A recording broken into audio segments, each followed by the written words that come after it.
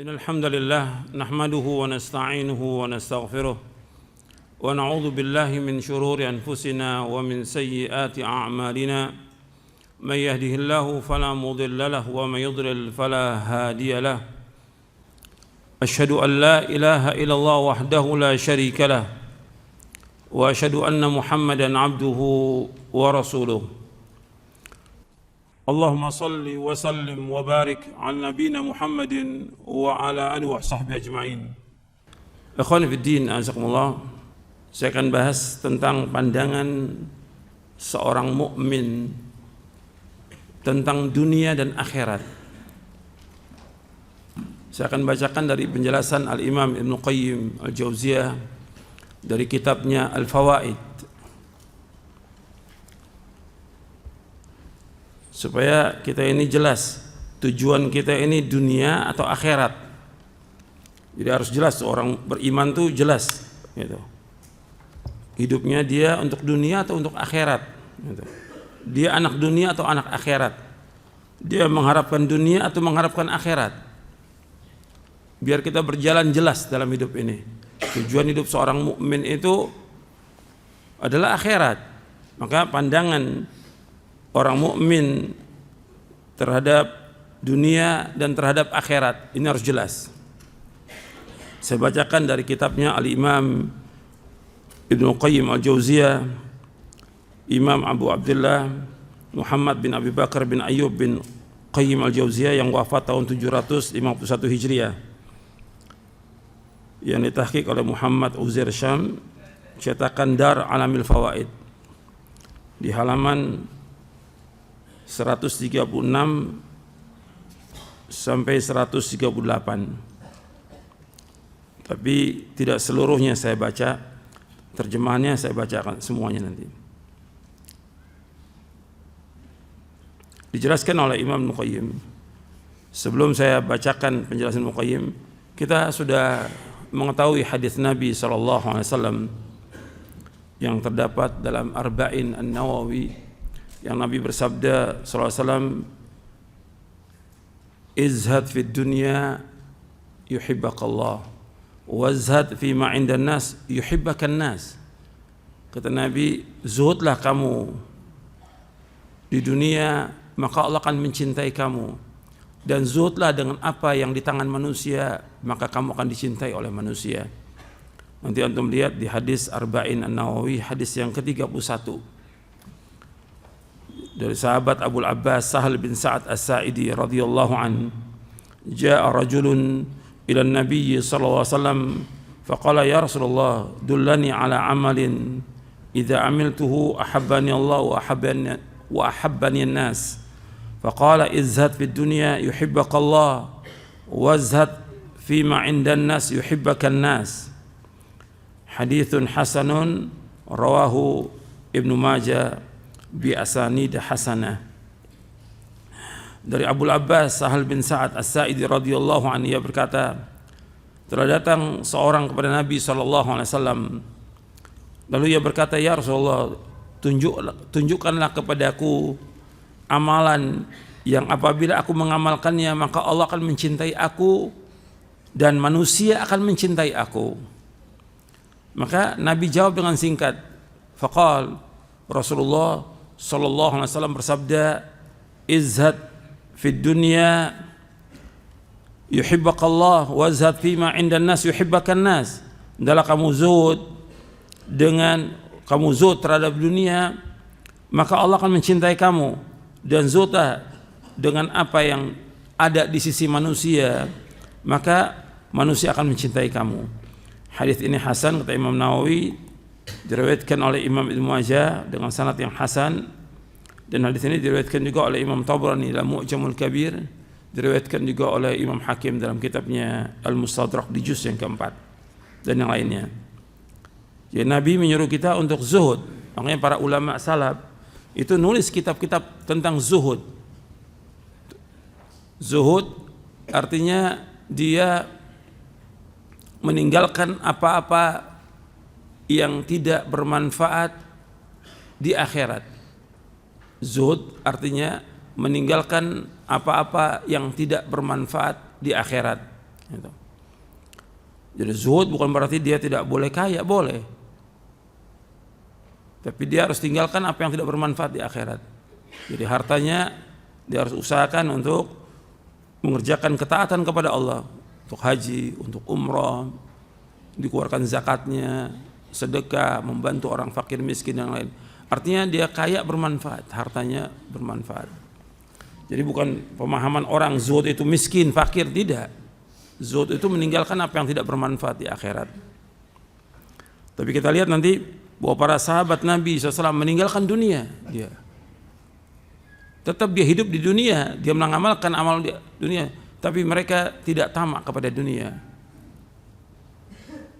Saya akan jelaskan penjelasan Al-Imam Al-Qayyim. Faedah kata beliau, la tatimu raghbatu fil akhirati illa biz-zuhdi fid dunya, wa la yastaqimu az-zuhdu fid dunya illa ba'da nadharaini sahihaini, nadharun fid dunya wa sur'ati zawaliha wa fana'iha wa idmihlaliha wa naqsiha wa khissatiha wa alamil muzahamati 'alayha wal hirsi 'alayha wa ma fi dhalika min al-ghusas wan naghas wal ankad wa akhiru dhalika az-zawalu wal inqita'u ma'a ma yu'qibu min al-hasrati wal asaf fa talibuha la yanfaqu min hammin qabla husuliha wa hammin fi hali adh-dhafar biha wa ghammin wa huznin ba'da fawatiha. فهذا أحد النظرين. النظر الثاني في الآخرة وإقبالها ومجيئها ولا بد ودوامها وبقائها وشرف ما فيها من الخيرات والمسرات والتفاوت الذي بينه وبين ما ها هنا، فهي كما قال الله تعالى والآخرة خير وأبقى، فهي خيرات كاملة دائمة، وهذه خيالات ناقصة منقطعة مضمحلة. فإذا تم له هذان النظران آثر ما يقتضي العقل إيثاره وزايد فيما يقتضي الزهد فيه. Ini sudah saya terjemahkan dalam buku Dunia Lebih Jelek Daripada Bangkai Kambing. Nanti antum lihat di buku Dunia Lebih Jelek dari Bangkai Kambing di halaman 61 sampai halaman 64. Bab yang ke-6, pandangan orang beriman dan berakal. Ingat tuh, pandangan orang beriman dan berakal tentang akhirat. Jadi seorang muslim tujuan hidupnya adalah akhirat, bukan dunia. Akhirat, sorga merupakan puncak cita-cita seorang muslim. Orang yang beriman dan berakal memandang dunia dan akhirat dengan sudut pandang yang benar. Cinta seorang pada akhirat tidak akan sempurna. Ini penjelasan Muqayyim nih yang tadi saya bacakan. Cinta seorang kepada akhirat tidak akan sempurna kecuali dengan bersikap zuhud terhadap dunia. Sementara zuhud terhadap dunia tidak akan terwujud melainkan setelah ia memandang kedua hal ini dengan sudut pandang yang benar. Yang pertama, memandang dunia sebagai sesuatu yang mudah hilang, lenyap, dan pasti musnah. Dunia adalah sesuatu yang kurang, tidak sempurna. Dunia adalah hina. Persaingan dan ambisi dalam mendapatkan hal-hal duniawi sangat menyakitkan. Dunia adalah tempat kesedihan. Dunia tempat kesusahan. Dunia tempat kesengsaraan. Akhir dari hal-hal duniawi adalah kefanaan yang diikuti dengan penyesalan dan kesedihan. Orang yang mengejar kenikmatan dunia tidak lepas dari kecemasan sebelum meraihnya, keresahan pada saat meraihnya, dan kesedihan setelah meraihnya. Itu pandangan yang pertama tentang dunia. Sekarang pandangan yang kedua. Pandangan kedua, seorang mukmin memandang akhirat sebagai sesuatu yang pasti datang, sesuatu yang kekal, sesuatu yang abadi. Karunia dan kebahagiaan yang terdapat di akhirat sangat mulia. Dan apa yang ada di akhirat sangat berbeda dengan apa yang ada di dunia. Akhirat adalah sebagaimana yang difirmankan oleh Allah, wal akhiratu khairu wa abqa. Akhirat itu lebih baik dan lebih kekal. Fahiya khairatun kamilatun daimatun wa hadhi khayalatun naqisatun munqati'atun mutmahillah. Akhirat semua isinya kebaikan, semua isinya kesempurnaan, dan semuanya langgeng dan abadi. Sedangkan dunia adalah dunia negeri khayalan, negeri yang kurang, negeri yang pasti terputus, dan negeri yang pasti hilang dan lenyap. Apabila sudah sempurna dua pandangan ini, maka akal itu harus mengutamakan yang mana? Dan dia harus zuhud. Pasti akal akan mengutamakan yang abadi, yang kekal, yang penuh dengan kenikmatan. Apa? Akhirat. Iman juga demikian. Makanya ketika dia mengutamakan, kata Ibnu Qayyim, lanjutkan lagi, fa idza athara al-fani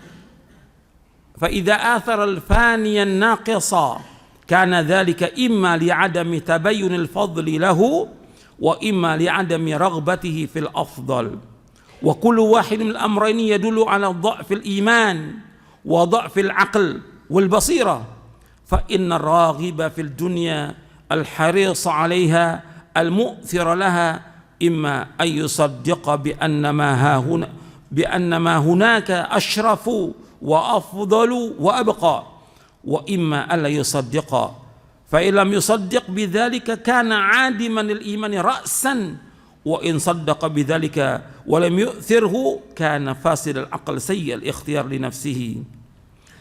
Apabila seseorang lebih mengutamakan sesuatu yang fana dan tidak sempurna, maka hal ini terjadi karena ia tidak mengetahui mana yang lebih utama, atau karena pada dasarnya ia tidak senang untuk mendapatkan sesuatu yang lebih utama dan lebih baik.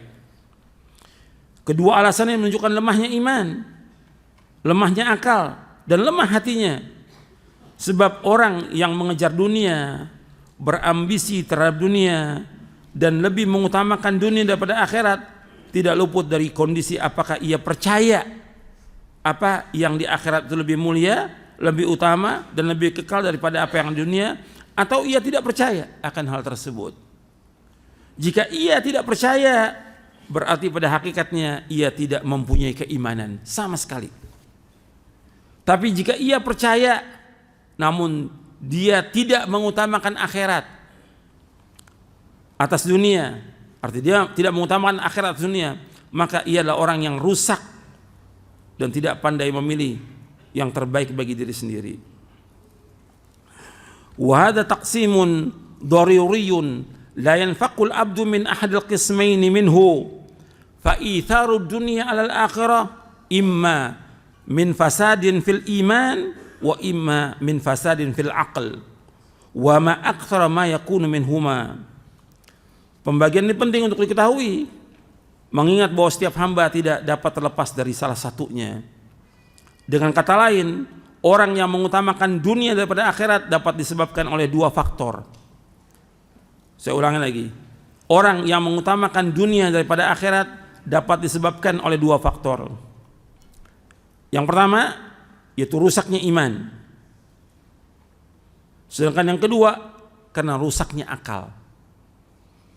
Berarti ketika orang mengutamakan dunia, sibuk dengan dunia, dia berambisi dengan dunia, dia tinggalkan ibadah kepada Allah, berarti dia yang pertama rusak imannya, yang kedua rusak akalnya, nggak waras dia. Makanya antum sudah ngaji dan juga ustadz-ustadz yang dakwah, perhatikan itu, jangan sampai seperti orang umum bersaing tentang apa? Dunia. Ketika dia bersaing dengan dunia, dia mencari harta dengan dakwahnya dengan dunia, dan sibuk dengan usaha dunia dan yang lainnya, maka yang pertama dia rusak imannya, yang kedua rusak akalnya. Ini harus ingat itu, rusak imannya dan rusak akalnya. Kita harus bagaimana iman kita lebih berharga dari semua yang ada di muka bumi.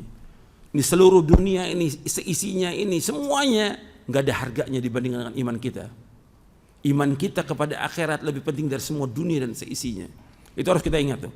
Yang kita cari, yang kita tuju adalah akhirat.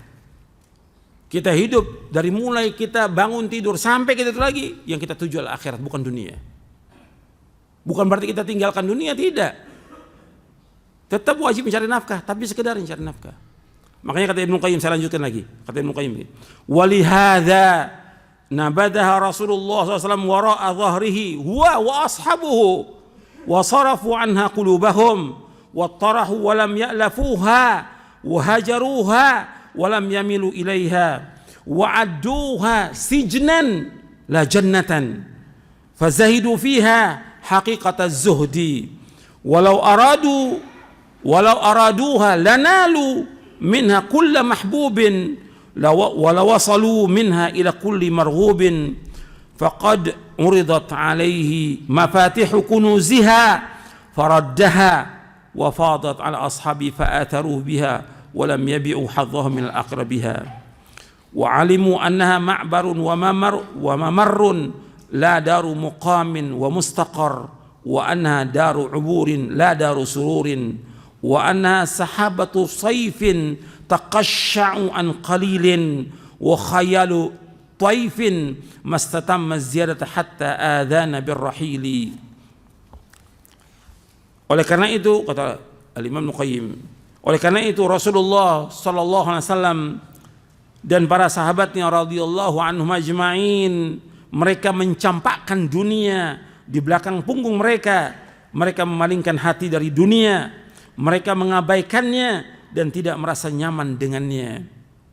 Mereka meninggalkannya dan tidak mengejarnya.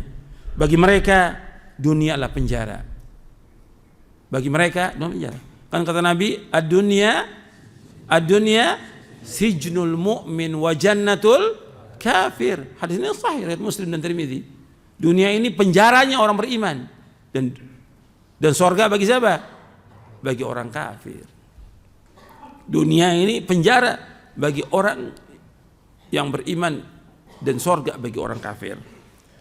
Nabi SAW mengatakan dunia adalah penjara, bukan surga, sehingga mereka selalu bersikap zuhud dalam arti yang sebenarnya. Seandainya mereka menginginkan dunia, niscaya mereka akan mendapatkan apa yang disenangi dan mencapai apa yang diinginkan. Sungguh Nabi SAW pernah ditawarkan kunci-kunci perbenaran dunia, tapi beliau menolaknya. Dunia juga ditawarkan kepada para sahabat beliau radhiyallahu anhum ajma'in, namun mereka tidak terpengaruh dan tidak menukar akhirat dengannya. Mereka tidak tukar akhirat dengan dunia, tidak. Mereka tahu bahwasanya dunia hanyalah tempat lintasan dan persinggahan saja, bukan tempat tinggal, bukan tempat menetap. Dunia adalah tempat kesedihan, bukan tempat kebahagiaan. Dunia tak ubahnya seperti awan pada musim kemarau yang membumbung di langit hanya sebentar, kemudian dia menghilang.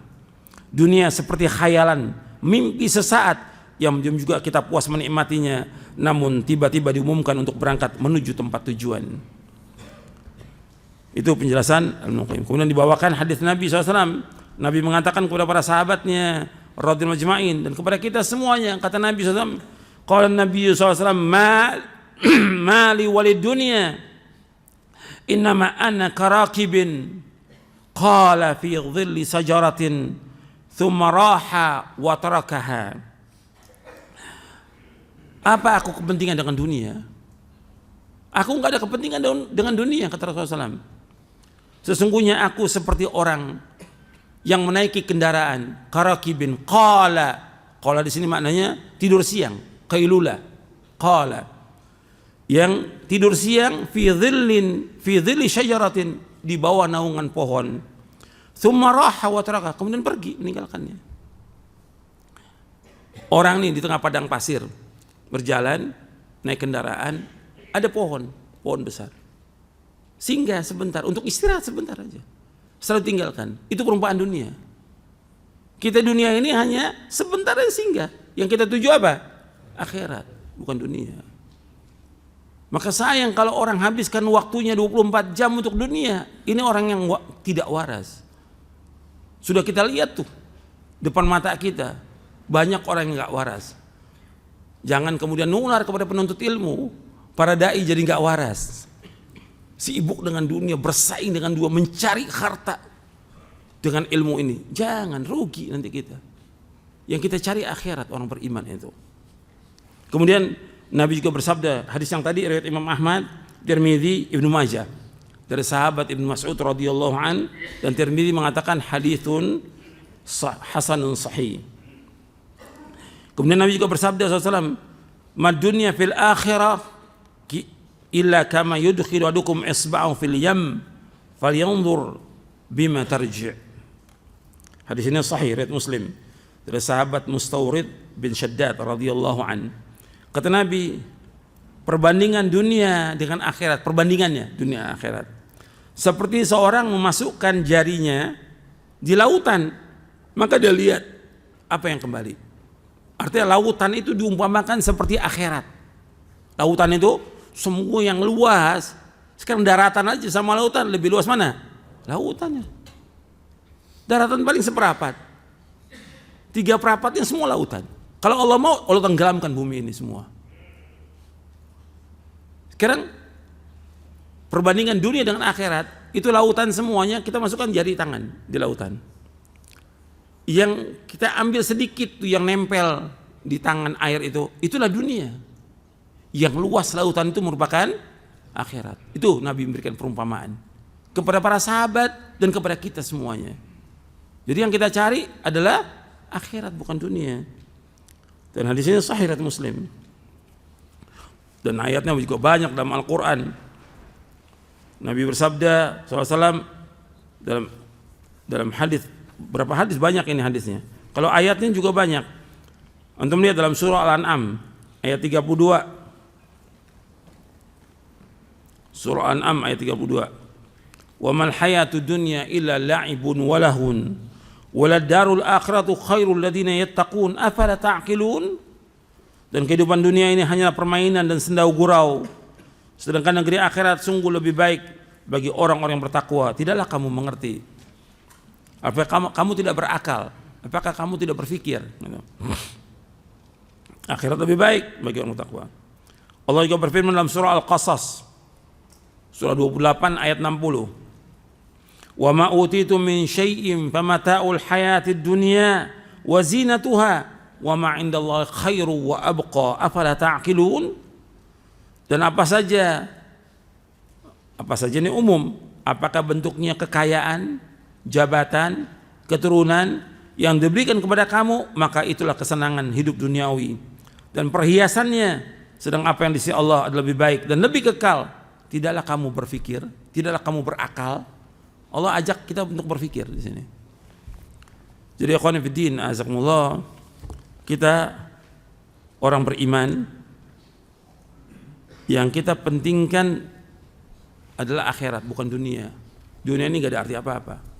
Jangan kita disibukkan dengan dunia. Udah banyak orang meninggalkan akhirat, sibuk dengan dunia. Udah gak nuntut ilmu. Jutaan orang gak nuntut ilmu, gak ngaji, gak baca Quran, sampai sholat ditinggalkan, sampai berbakti pada orang tua ditinggalkan. Karena apa? Sibuk dengan dunia. Sampai gak sempat pulang ketemu orang tua itu. Sibuk dengan dunia. Gak ada arti apa-apa dunia ini. Dunia lebih jelek dari bangkai kambing. Maka saya berikan judul buku saya itu, dunia lebih jelek dari bangkai kambing. Karena Nabi SAW memberikan perumpamaan demikian, lebih jelek. Jadi jangan kita tertipu dengan dunia, jangan. Dan antum sebagai penuntut ilmu, orang yang sudah ngaji, mesti beda dengan orang awam. Apalagi para dai, para ustadz. Jangan sibuk dengan dunia, jangan. Tujuan kita adalah akhirat. Kewajiban kita besar untuk mendakwakan ilmu ini kepada umat ini, mengembalikan umat kepada Quran dan sunnah ala fahmi salam, mengajak umat untuk mentauhidkan Allah, menjauhkan syirik. Bahkan asasnya kebahagiaan, kata Ibnu Qayyim, saya tambahkan lagi nih, asasnya kebahagiaan, kata Ibnu Qayyim, itu mendakwakan dakwah tauhid. Asas kebahagiaan, ketika orang tidak mendakwakan dakwah tauhid, dia nggak akan bahagia hidupnya, dan manusia nggak akan mencapai kebahagiaan.